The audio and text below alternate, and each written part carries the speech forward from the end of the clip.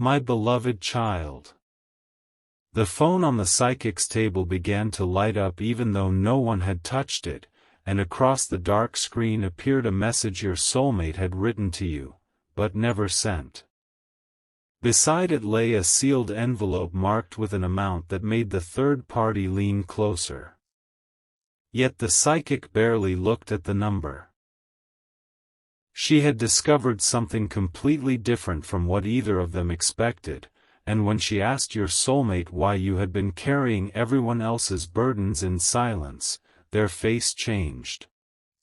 The question now was not whether they would reach you. It was what they had finally understood about you, and why they could no longer remain quiet. Only an hour earlier, your soulmate had walked into that small room telling themselves they were there for clarity, nothing more. The third party had arranged the visit after a conversation about your future became unusually tense. They had heard fragments about your financial struggles, the responsibilities you rarely discussed, and the careful way you made decisions. From the outside, your quietness had looked uncertain. Your patience had been mistaken for a lack of direction. The third party wanted the psychic to confirm one simple assumption: that your soulmate was waiting for someone who was not ready to build a stable life. Your soulmate said very little on the way there. Their phone rested in their palm with your name already open on the screen.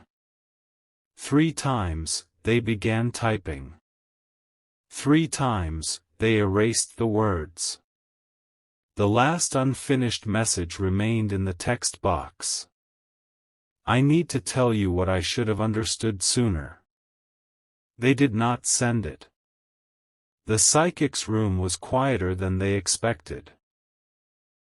There were no dramatic curtains, no theatrical music, no promises written across the walls. Just a round wooden table, 3 plain chairs, a glass of water, and a small lamp casting a warm circle of light. Rain traced slow lines down the window.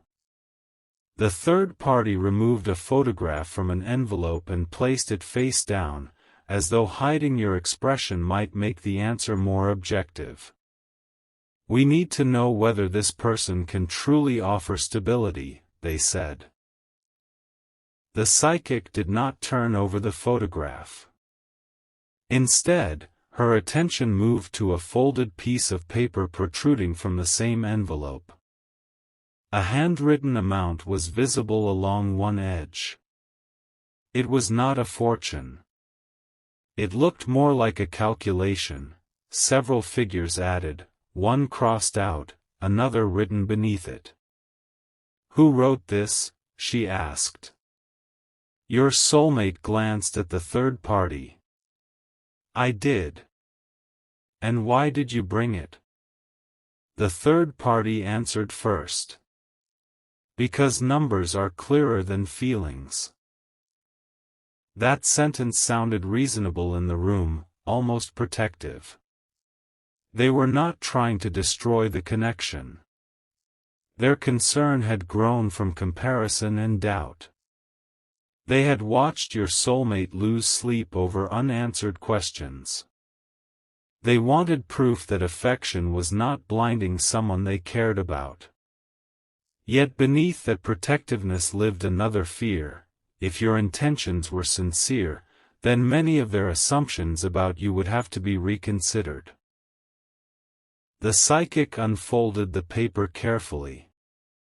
It contained the amount your soulmate believed you had saved, followed by the expenses they thought you carried.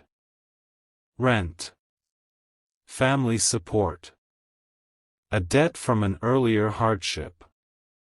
Something set aside for an unnamed plan.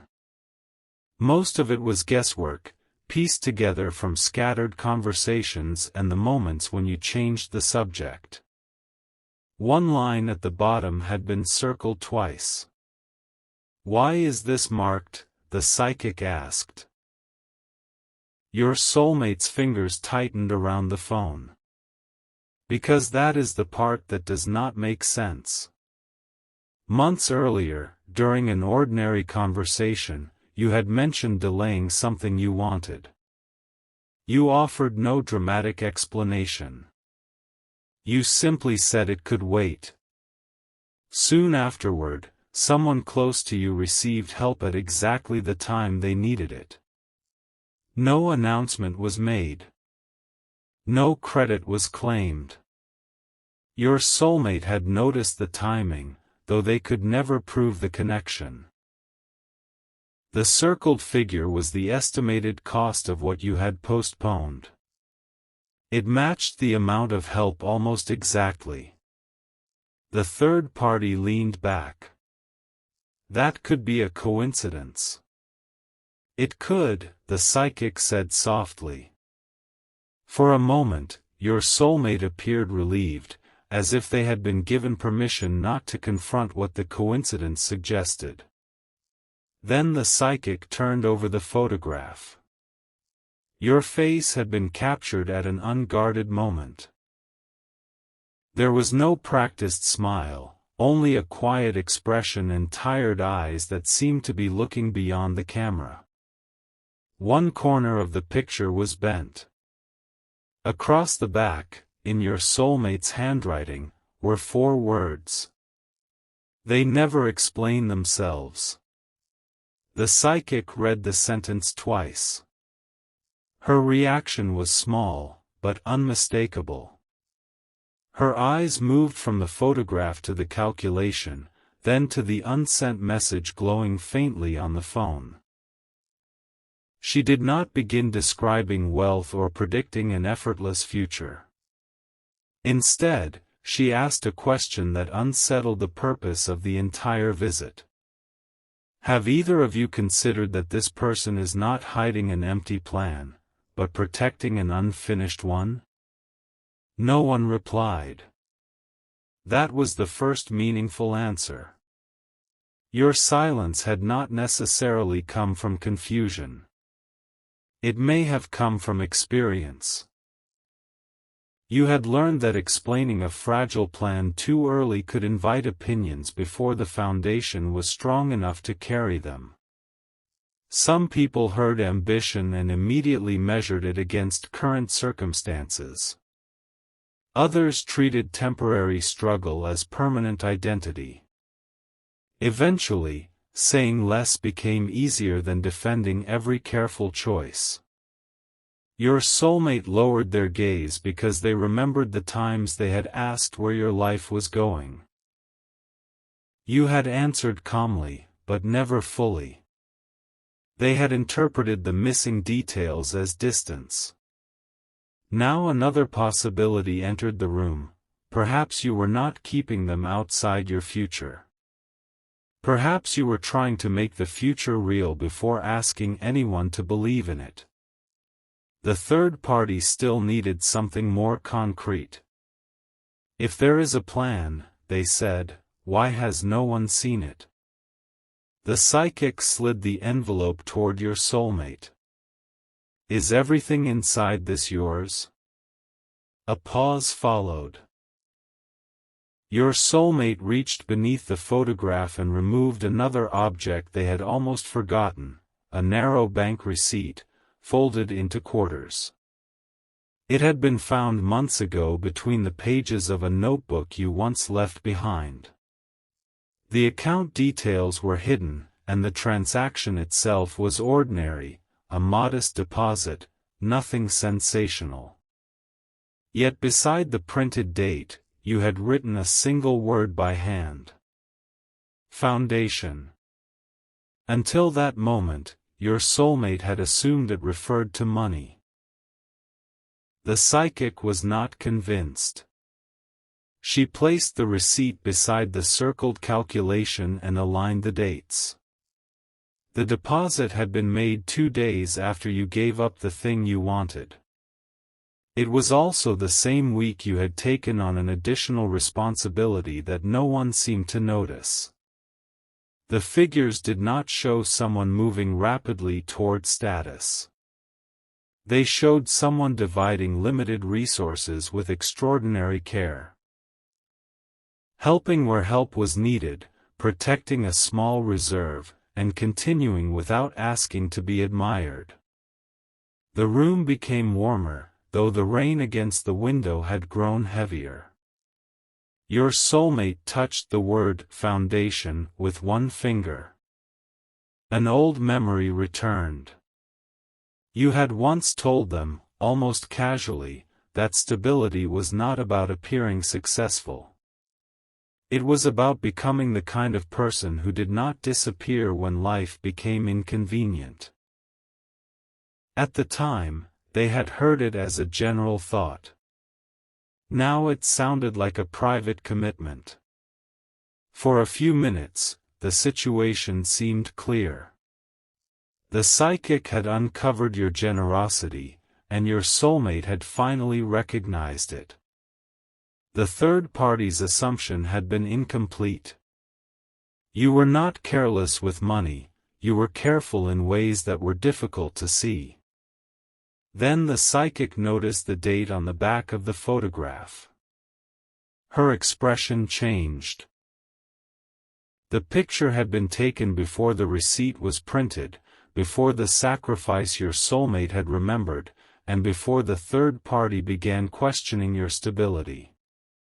Yet the 4 words, "They never explain themselves," had been written only recently. Your soulmate admitted they had added them the night before the visit, after finding the photograph again. "Why last night?" the psychic asked. Your soulmate looked toward the phone. A call from you had appeared on their screen at 11:17. It rang only once, then stopped. There was no voicemail. A minute later, a message arrived, but it contained only a single sentence. "I hope one day you understand what I was trying to protect." Your soulmate had read it repeatedly. They wanted to call back, yet uncertainty held them still. Were you protecting yourself? Someone in your family? A plan? Or were you preparing to step away without explaining why?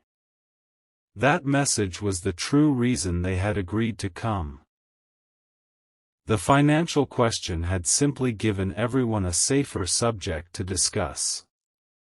Listen closely to what happened next. The psychic did not interpret the message as a prediction, nor did she pretend to know your thoughts with certainty. She asked your soulmate to remember the last serious conversation the two of you had shared. Not the disagreement itself, but the smallest detail inside it.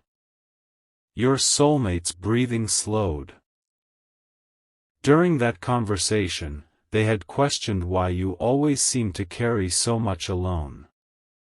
You had become quiet, looked away, and said, "Because I never want the person beside me to feel the instability I once felt." They had assumed you were closing the door. In the psychic's room, those same words opened it. The hardship you rarely described had taught you more than how to survive difficult months. It had taught you what unpredictability could do to a home, how quickly peace could disappear when every decision became urgent, and how exhausting it felt to depend on promises that changed without warning. You were not chasing money for applause. You were trying to build enough steadiness that love would not always have to compete with worry. Your soulmate covered their mouth with one hand. Respect appeared first, quiet and almost painful. Regret followed. They remembered measuring your progress by what was visible while overlooking the discipline behind it. They had seen the delayed decisions, the long working days, the careful spending, and the plans you kept private, but they had never placed those pieces together. They thought you were standing still. You had been laying something down, piece by piece. The third party's posture softened. Their concern had not vanished, but it had changed form. So the struggle was real, they said. Yes, the psychic replied. That is what makes the pattern meaningful. She pointed to the receipt. A person with endless resources would not have needed to make such careful divisions. Your choices mattered because they had cost you something. Each time you postponed comfort, adjusted a plan, or helped someone quietly, you were practicing the stability you hoped one day to offer. The difficult period had not proved that you lacked a future. It had revealed how you behaved while creating one. That realization moved through your soulmate slowly. They had once worried that your past struggles would follow the relationship forever. Now they understood that those experiences had also given you patience, restraint, and a deeper definition of security. The very chapter they had feared might be evidence against you had become evidence of preparation. Still, one contradiction remained. If you were building something with such care, why had your message sounded like a farewell? The psychic returned to the phone. Your soulmate unlocked it and opened the unfinished reply. Above the empty text box sat your sentence, "I hope one day you understand what I was trying to protect." The psychic asked permission to hold the phone. Then she tilted it toward the light. A second notification, previously hidden beneath the first, appeared on the screen. It was not from you. It came from an email account your soulmate did not recognize, with a subject line that included the word confirmation. The third party sat forward again. Your soulmate opened it. The message was brief and carefully worded. It confirmed that an appointment had been scheduled for the following week. No promise of money, no dramatic announcement, no guaranteed outcome. It referred only to a meeting about a private project and requested that supporting documents be brought along. One attachment carried a familiar file name. Foundation. Your soulmate's eyes filled, not because the project was certain to succeed, but because the word proved that your sacrifices had been leading somewhere specific. You had not been waiting for life to rescue you. You had been preparing documents, saving gradually, learning through setbacks, and arranging a conversation that might create a new possibility. Quietly. Patiently. Without asking anyone to carry your hope for you. Yet the email had reached your soulmate by mistake. Their address had been entered as the emergency contact. The room went completely still. That single detail changed the meaning of your message. You had not been protecting a plan from your soulmate because they were absent from it. Somewhere inside the most practical paperwork connected to that plan, you had placed their name. Even while uncertain about where the relationship stood, some part of you still trusted them as the person who should be reached if something important happened. Your soulmate looked at the unsent words they had typed earlier. I need to tell you what I should have understood sooner. This time, their thumb did not move toward delete. The third party quietly pushed the phone back across the table. Comparison had brought them there, but comparison could no longer explain what they were seeing. They had focused on how much you possessed.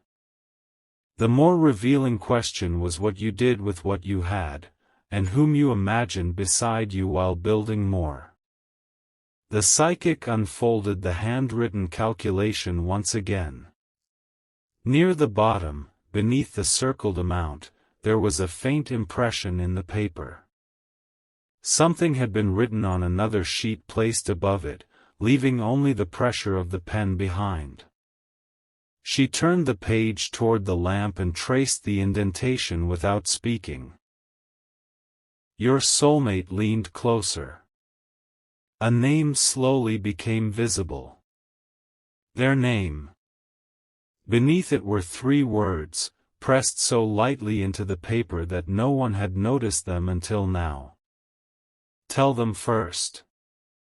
Your soulmate's composure finally broke. No dramatic outburst followed.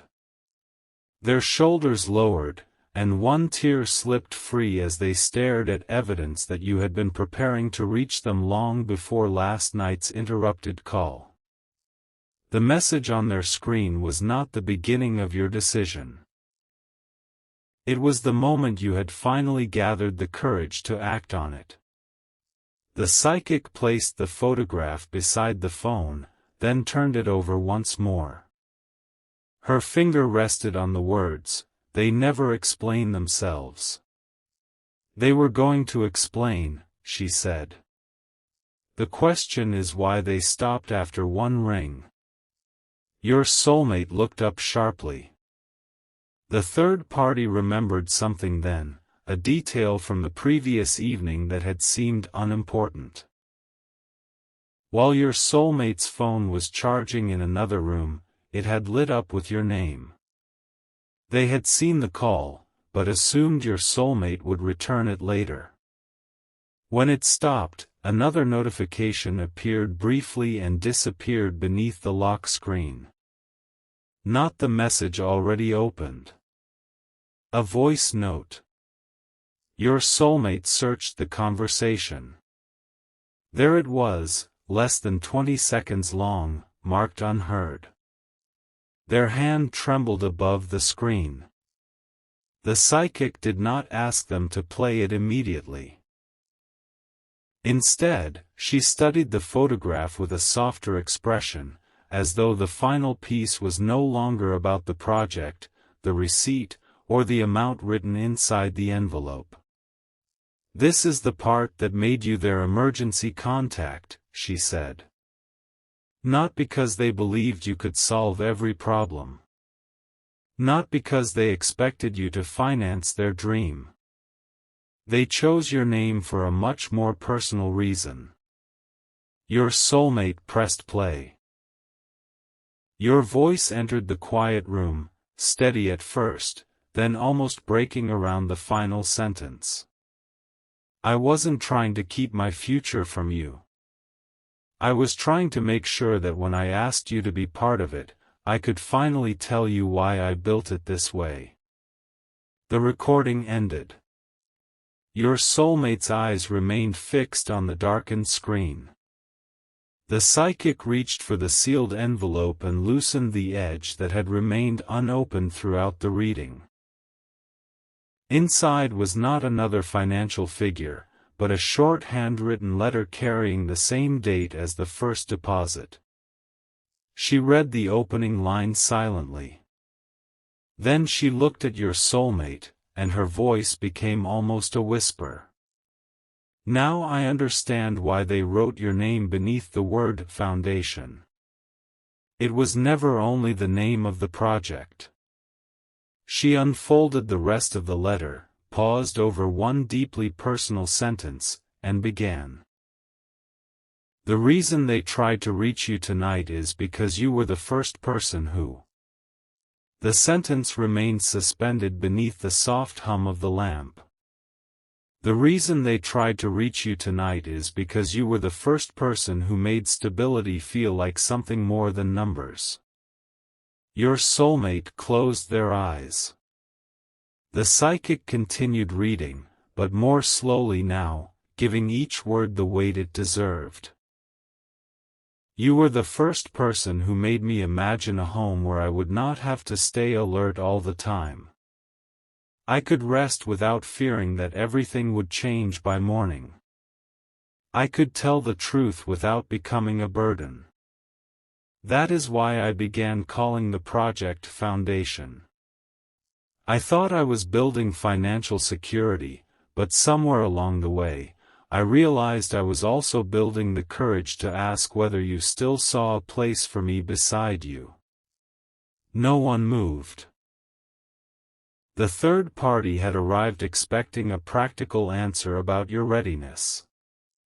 Instead, the letter revealed that every practical decision was connected to an emotional question your soulmate had never known you were carrying. Would they still choose you once the struggle was visible? The psychic placed the letter on the table, leaving the remaining lines folded beneath her hand. Your soulmate stared at their name pressed into the calculation. What had looked like a simple financial plan now carried an entirely different meaning. You had not written their name beside an amount because you expected something from them. You had written it there because they represented what the effort was for.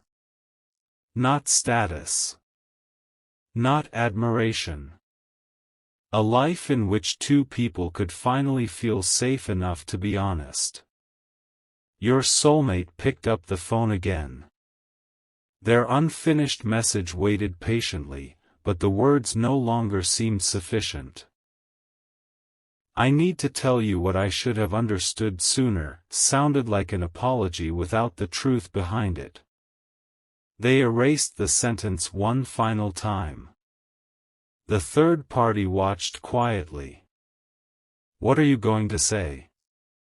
I don't know yet. It was the most honest answer your soulmate had given all evening. They wanted to tell you that the silence had been misunderstood. They wanted to admit how often they had allowed uncertainty to become suspicion. Most of all, they wanted to explain that your circumstances had never frightened them as much as the thought that you might not trust them enough to share those circumstances. Yet now they could see why trust had been difficult. You had spent years becoming the dependable one. When someone needed help, you found a way. When responsibilities appeared without warning, you adjusted.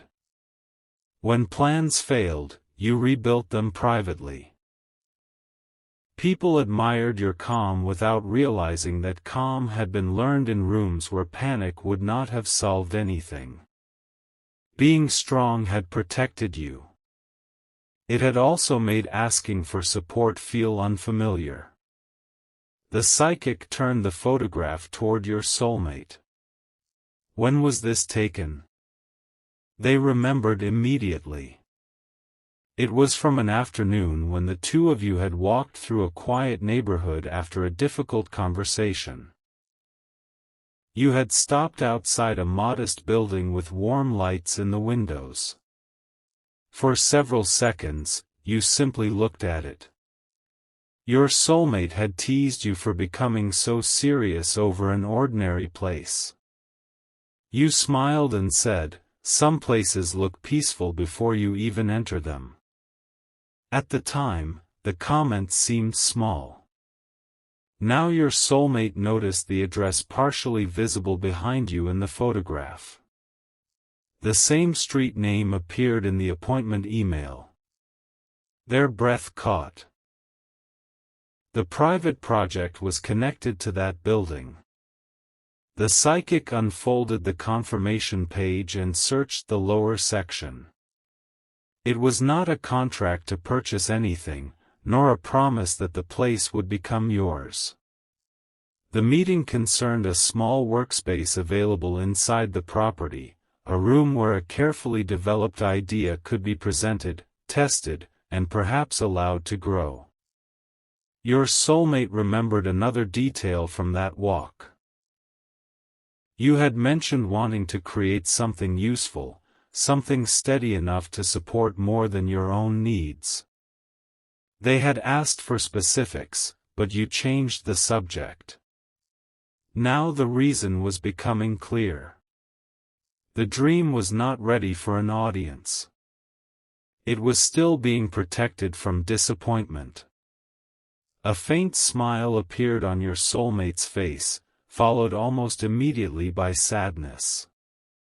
They had waited for you to produce proof, while you had waited to feel safe enough to share the process.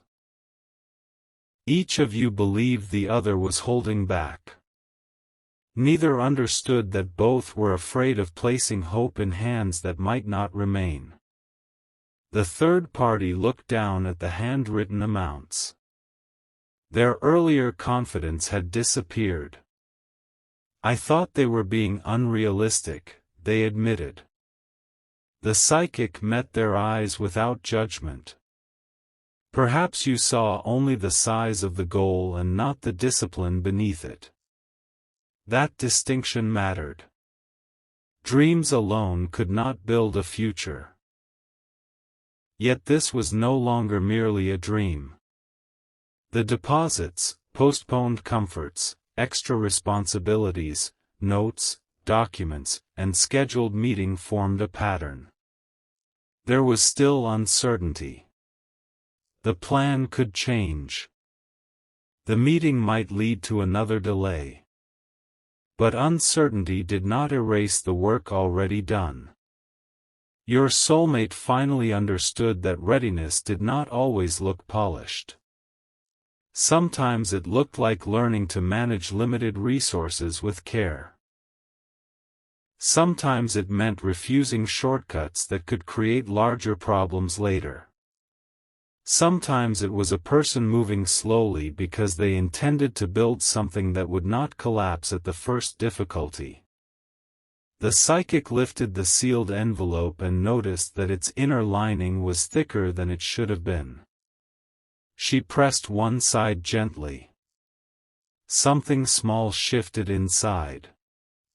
A second compartment had been hidden beneath the fold. From it, she removed a brass key. There was no label attached, only a narrow strip of blue thread knotted through the top. Your soulmate recognized it instantly. Months earlier, the same thread had been tied around a gift you gave them, a simple notebook with blank pages and a sentence written inside the cover. "For the plans we are still learning how to name." They had treasured the notebook, yet never understood why you had chosen blue thread. The key now carried the other half. For the first time that evening, the third party looked genuinely moved. "What does it open?" The appointment documents provided no answer. The photograph showed no visible door that matched it.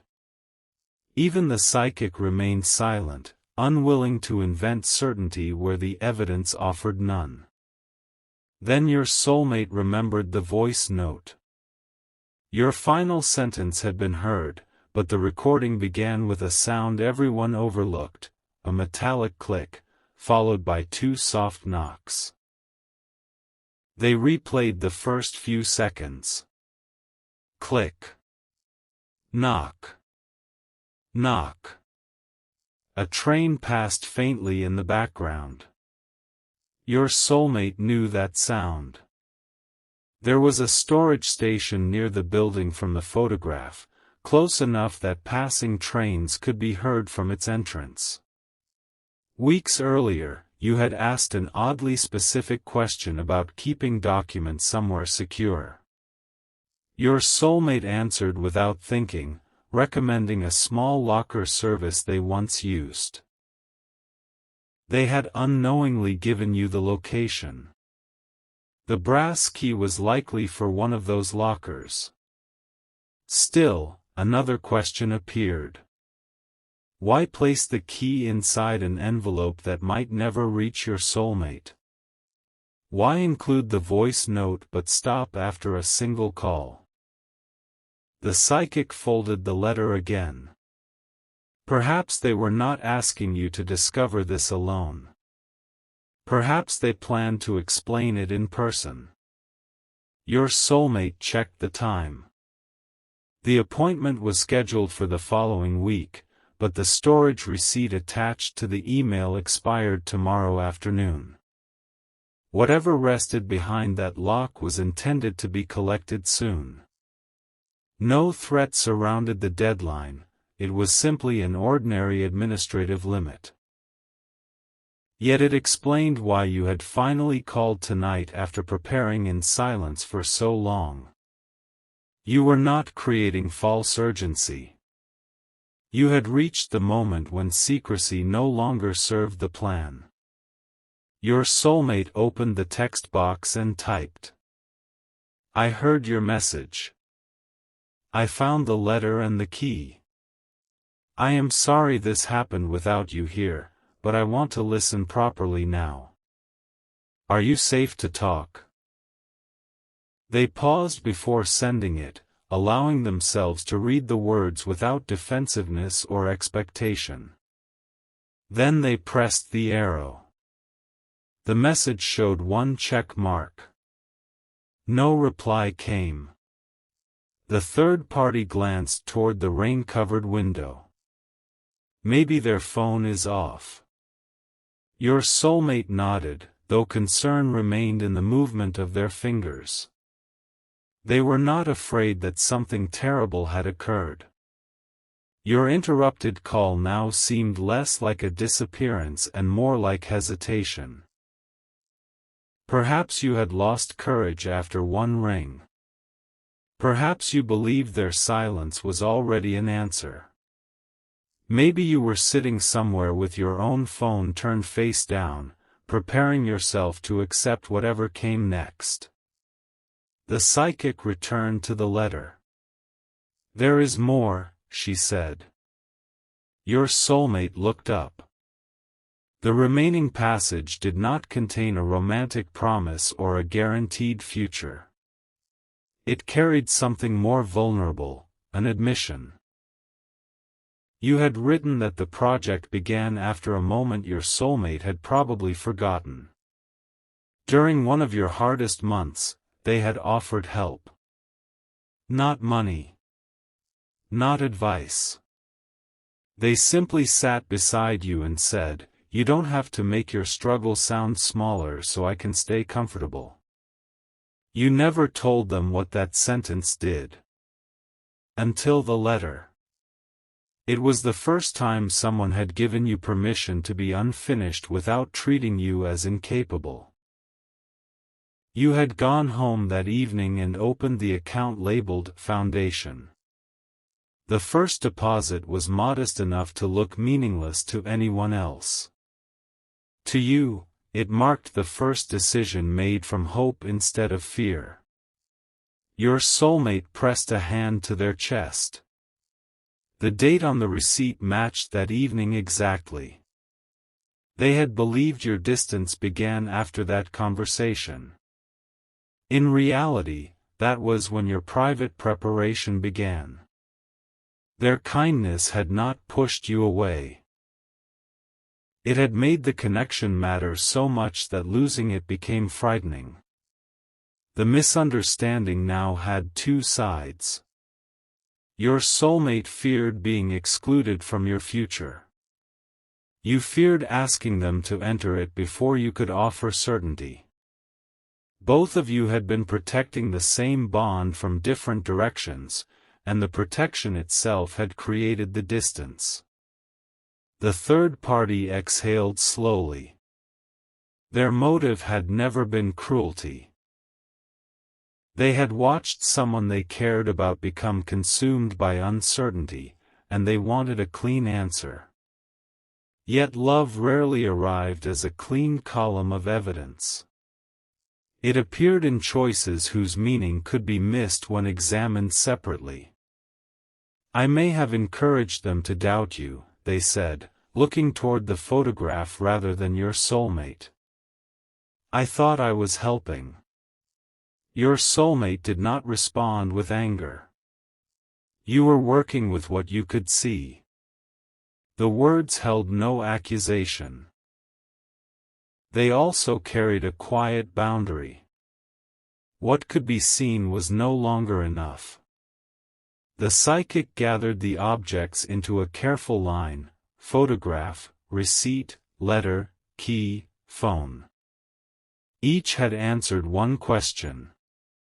The photograph showed where the idea had taken shape. The receipt revealed when hope became action. The letter explained why your soulmate's name mattered. The key proved that another part of the plan still waited to be opened. Only the phone remained unresolved. Its screen lit up. Your soulmate reached for it so quickly that the chair scraped against the floor. A reply from you had arrived. I'm okay. I didn't know the envelope was with you. A second message followed. Please don't open the locker without me. Your soulmate read it aloud. The third party's eyes moved immediately to the brass key. The request was clear and reasonable, but its wording revealed something important. You had not said, "Do not open it." You had said, "Do not open it without me." Whatever waited inside was not something you intended to hide. It was something you wanted to reveal together. Your soulmate began typing, but a call replaced the message screen. Your name filled the phone. For one long second, they could only stare. This was the call they had wanted, feared, imagined, and nearly convinced themselves would never come. The room seemed to narrow around that single vibrating sound. The psychic pushed the phone gently toward them. Your soulmate answered. Hello? At first, there was only your breathing. Then the distant sound of a train passed behind your voice. I'm near the lockers, you said. Your soulmate looked at the key on the table. Why? I came to remove what was inside. I thought you had decided not to respond. The honesty in your voice carried no blame. That made the regret on your soulmate's face even deeper. I didn't know what you were trying to tell me. I know. No, they said, their voice softening. I mean, I really didn't understand. I thought your silence meant I wasn't part of your plan. A pause followed, delicate but not empty. You were the reason I made one. The third party lowered their eyes. The psychic turned away slightly, giving the conversation privacy without leaving the room. Your soulmate held the phone with both hands. Why did you call only once? Because I saw your message status change, but you didn't answer. I thought you had read enough to know what I was asking. I never received the full message. That contradiction brought silence again. You explained that 2 voice notes had been sent. The first contained the words they had heard. The second explained the key, the locker, and why the appointment email listed their address. Yet only one recording appeared in the conversation. Your soulmate searched again. Nothing. The psychic examined the email and noticed a small paperclip symbol beside the confirmation. Another attachment had been filtered into a separate folder because of its file size. Your second recording had not been sent through the messaging app at all. You had attached it to the email by mistake while uploading the project documents. Your soulmate opened the file. The recording was nearly 3 minutes long. Wait, you said through the live call. Please don't play that there. The request carried embarrassment, not fear. Why? Because the first part explains the project.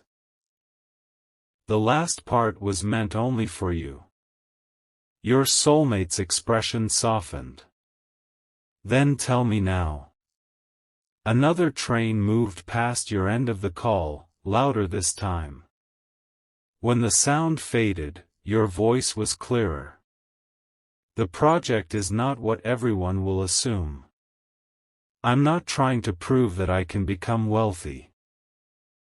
I'm trying to create a place where people carrying quiet responsibilities can learn practical skills, organize their plans, and stop feeling ashamed because their progress looks slower than someone else's. The psychic glanced at the word foundation. Its meaning expanded once more. Your struggle had not only prepared you to build personal stability. It had given you an idea rooted in what you wished someone had offered during your hardest period. A calm place to begin again without humiliation. There was no certainty that the project would succeed exactly as imagined. You knew that. Your documents included cautious budgets, alternatives, and smaller versions of the plan. The dream was hopeful, but it was grounded. If the workspace was unavailable, you would begin elsewhere. If funding took longer, you would continue saving. You were not waiting for one miraculous door. You had learned how to build another entrance. Your soulmate smiled through tears. Why didn't you tell me? Because every time I tried, I heard my own fear louder than your voice. The answer reached deeper than any psychic interpretation could. It was not destiny keeping you apart. It was two people attempting to protect themselves from rejection while still hoping to be chosen. Your soulmate looked at the third party, then at the photograph. I'm listening now, they said. On the other end, you became quiet.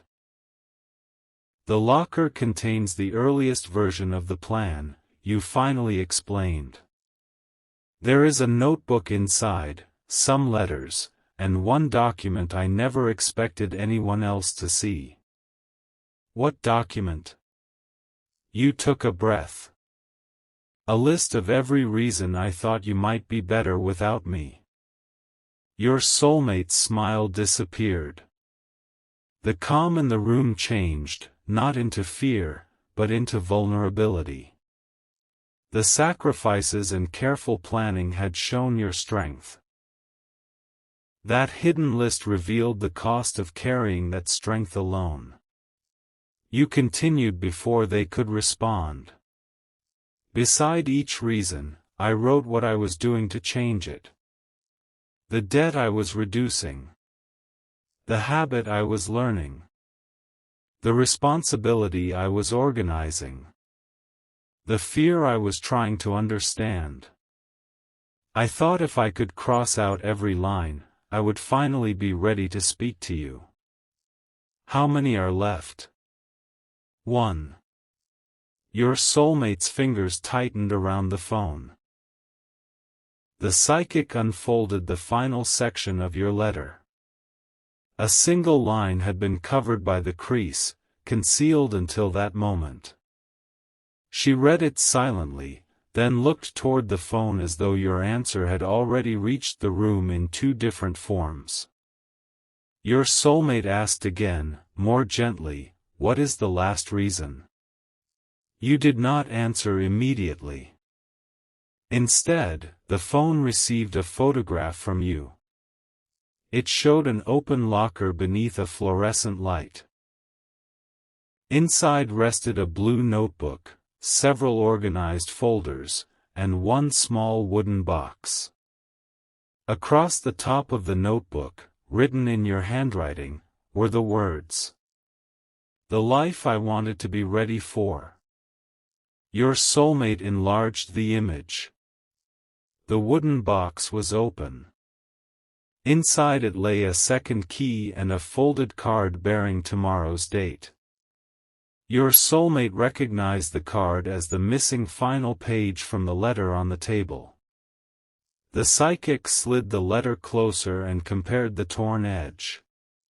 A perfect match. Your voice returned through the phone, quieter now.